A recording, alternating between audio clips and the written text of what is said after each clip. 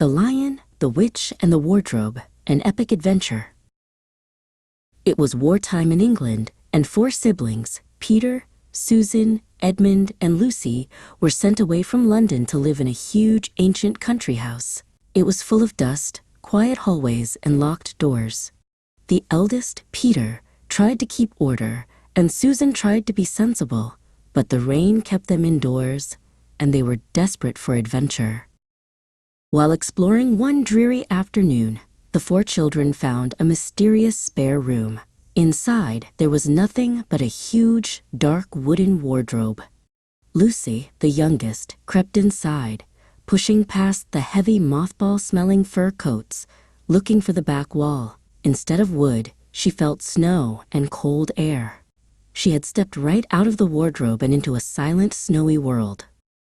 This land was Narnia, and it was beautiful but terribly sad. It had been held prisoner for 100 years by the wicked White Witch. Her terrible magic had cast a dreadful spell. It was always winter and never Christmas. Soon, Edmund followed Lucy into Narnia, but he did not meet friendly creatures. He met the White Witch herself, who promised him power and mountains of magic Turkish delight if he would bring his brother and sisters to her.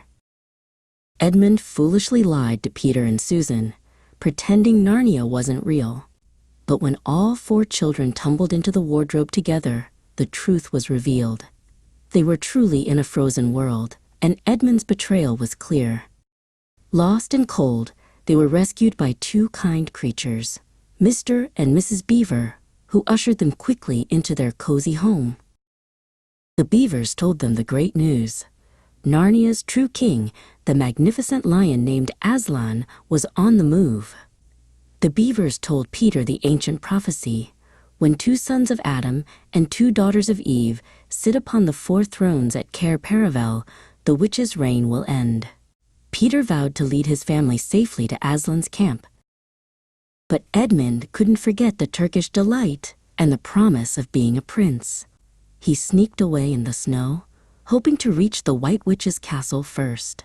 When he arrived, the witch was furious that Aslan was near. She took Edmund captive and planned to use him to stop the prophecy forever. Peter, Susan, and Lucy finally reached Aslan's great growing army. The great lion was more magnificent than they could have imagined. Aslan's mane shone like gold, and his roar could shake the earth.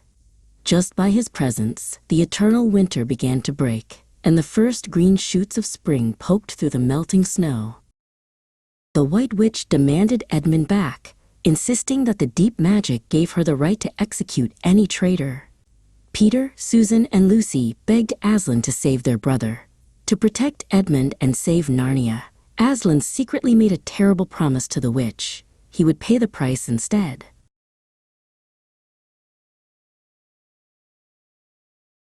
That night, the witch's terrible followers bound Aslan to the great stone table and sacrificed him.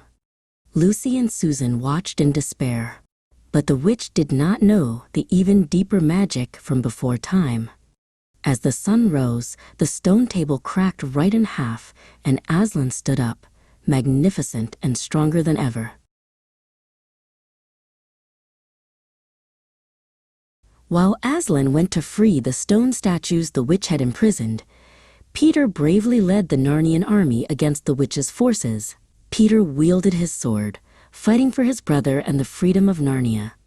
The battle was long and fierce until Aslan arrived, rushing onto the field and utterly destroying the White Witch and her cruel staff.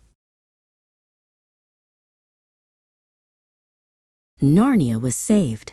Summer returned, and the land bloomed with joy. Peter, Susan, Edmund, and Lucy were led to the magnificent castle of Cair Paravel. Aslan himself placed the 4 crowns upon their heads, and they were hailed as the new kings and queens of Narnia.